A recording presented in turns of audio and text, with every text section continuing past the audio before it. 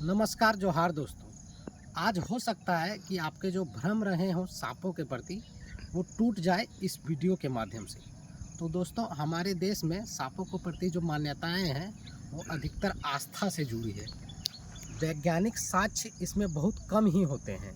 दोस्तों, पूरे भारत में लगभग 450 प्रकार के सर्प पाए जाते हैं, जिनमें से 95% सर्प जो होते हैं वे विषहीन होते हैं, जिनके काटने से कुछ भी नहीं होता है। अगर आप कुछ भी नहीं करेंगे तब भी आपको कुछ नहीं होगा।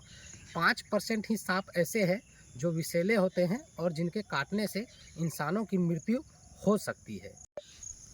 तो दोस्तों, हम सबसे पहले चर्चा करेंगे जो हमारे इलाके में सांप पाए जाते हैं और जो बेहद जहरीले होते हैं।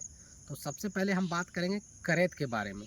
आप देख लीजिए, ये करेत है जिसे हम लोग कॉमन करेत भी कहते हैं। और दोस्तों, यह इसे साइलेंट किलर भी कहा जाता है और हम लोग गांव देहात में इसको धुंधा सप्पा कहते हैं, क्योंकि आप कहीं से गुजरेंगे और अगर वह बगल में होगा तो उसकी कोई भी एक्टिविटी नहीं होगा, लेकिन अगर आप उस पर पाँव रख देते हैं तो यह तुरंत काटेगा। और दोस्तों, यह बेहद जहरीला होता है। अगर इसके काटने के तुरंत बाद हॉस्पिटल अगर नहीं जाया जाए तो इंसानों की जो मृत्यु हो सकती है।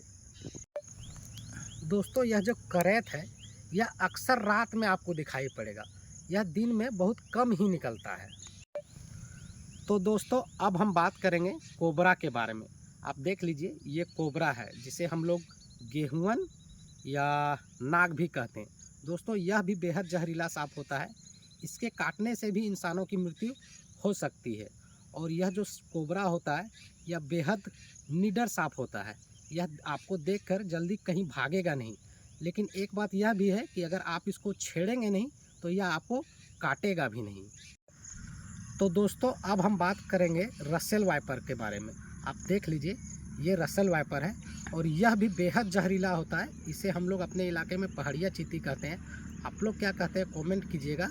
और यह हमारे इलाके में बहुत कम ही पाया जाता है, लेकिन अभी हाल फिलहाल हमारे इलाके के आसपास इसे भी देखा गया है। अब हम बात करेंगे उन सांपों के बारे में जिनके अंदर विष ना के बराबर होता है। तो उनमें से है एक धामन सांप, जो काफ़ी मोटा और लंबा होता है और काफ़ी तेज़ भागने वाला सांप होता है, और यह मेढक और चूहों को खाता है। उसके बाद है एक हरहरवा सांप, और है एक पानी में रहने वाला सांप जिसे हम लोग डोंडा या पनखरोश सांप कहते हैं, और एक है दो मुंह जैसा दिखने वाला सांप जिसे हम लोग बोआ सांप कहते हैं। हालांकि उसका दो मुंह होता नहीं है, उसका जो पूँछ होता है वह मुंह के समान दिखता है, इसीलिए हम लोग उसको दो मुंह वाला सांप कहते हैं। और एक है अजगर सांप, जो अक्सर काटता नहीं है, वह आदमी को या किसी भी छोटे जानवर को निगल जाता है। तो दोस्तों, इनमें से कोई भी सांप अगर किन्हीं को काट ले, चाहे वो विषैले हैं या विषैले नहीं हैं, उन्हें अस्पताल ही जाना चाहिए। उन्हें झाड़ फूँक के चक्कर में बिल्कुल भी नहीं पड़ना चाहिए। पर मैं आपको बताऊंगा कि किन्हीं को अगर सांप काट ले तो क्या ना करें, वो अगले वीडियो में। तब तक के लिए झारखंडी जोहार के साथ जय हिंद, वंदे मातरम।